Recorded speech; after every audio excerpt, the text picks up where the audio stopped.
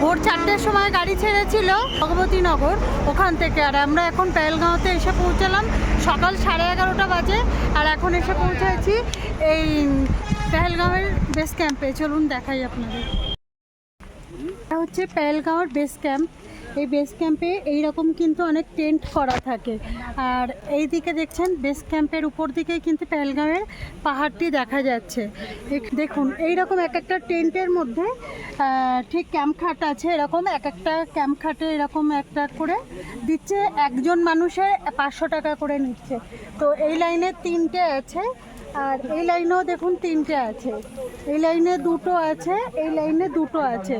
এইরকমই টেন্টগুলো মেঝেতে মানে বিছানা করা আছে, তার মধ্যে আপনারা ঘুমাতে পারেন। সেগুলো হচ্ছে 350 টাকা করে।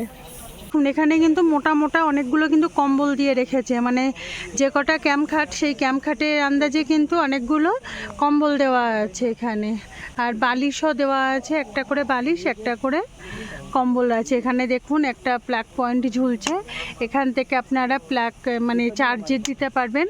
আর এই উপরে দেখুন লাইটের সুইচও রয়েছে, উপরে একটা ডুম লাইট আছে। এখন তো দরকার হচ্ছে না, তবে রাত্রে লাগবে।